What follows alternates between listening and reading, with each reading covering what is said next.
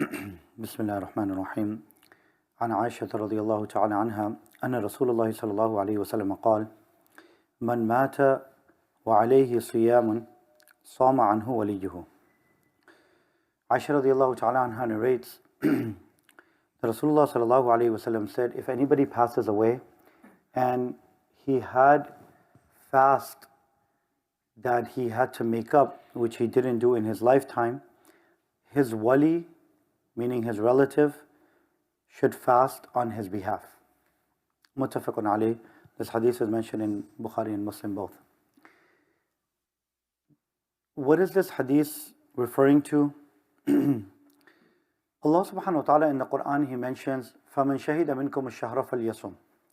Whoever witnesses the month of Ramadan should fast. They have to fast, it's obligatory. And Allah subhanahu wa ta'ala mentions, فَمَنْ كَانَ مِنْكُمْ مَرِيضًا وَعَلَى سَفَرٍ فَعِدَّةٌ مِنْ أَيَّامٍ أُخَرٍ. That whoever is traveling or is ill, then he can leave the fast in the month of Ramadan and will make up for it after the month of Ramadan as a qada, as a make-up fast.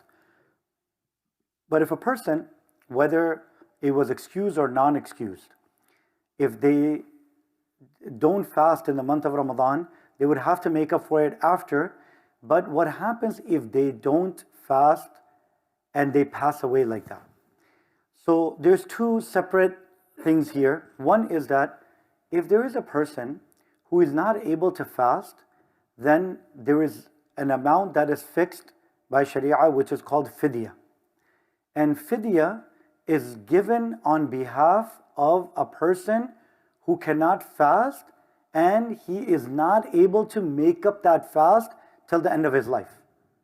So basically, I think we spoke about this in one of the previous sessions as well, that if there is a person who is really elderly, or a person who is, suffering from some type of,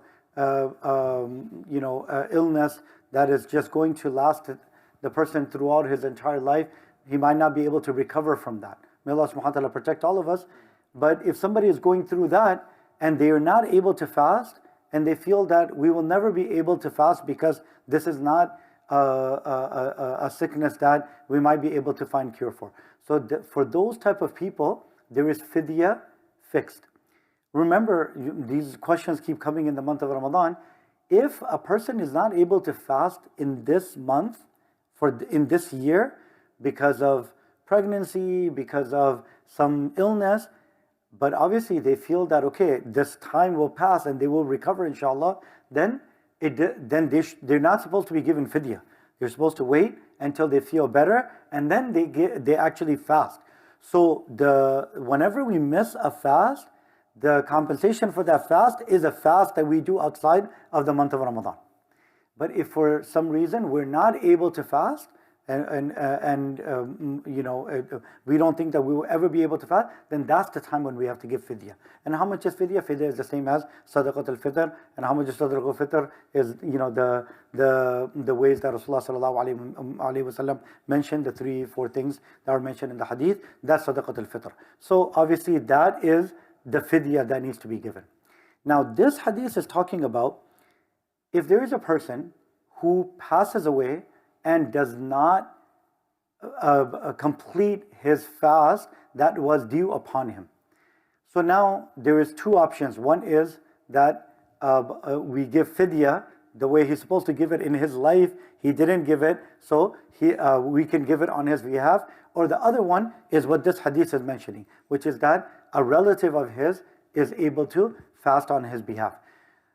There is a difference of opinion. Some scholars say that you're not allowed to fast on behalf of another person, just the way you're not allowed to pray on behalf of another person. Some say you're allowed to fast on behalf of another a relative and another person, just the way you're allowed to do hajj on behalf of another person. So there's a difference of opinion with that. But what doesn't have difference of opinion and it is sound, everybody agrees, is about the fidya.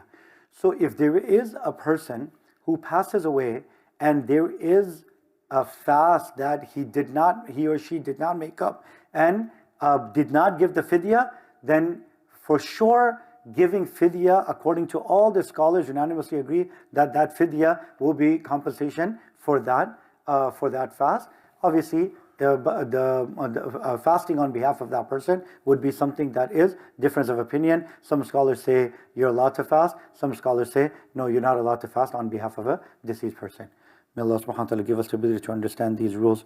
May Allah subhanahu wa ta'ala give us the ability to always fulfill our obligations before we return back to Allah subhanahu wa ta'ala. May Allah subhanahu wa ta'ala give us the ability to always take care of our deceased relatives and our deceased family. May Allah subhanahu wa ta'ala give us the ability to better prepare for our akhirah. Subhanallah bihamdi. Subhanakallah.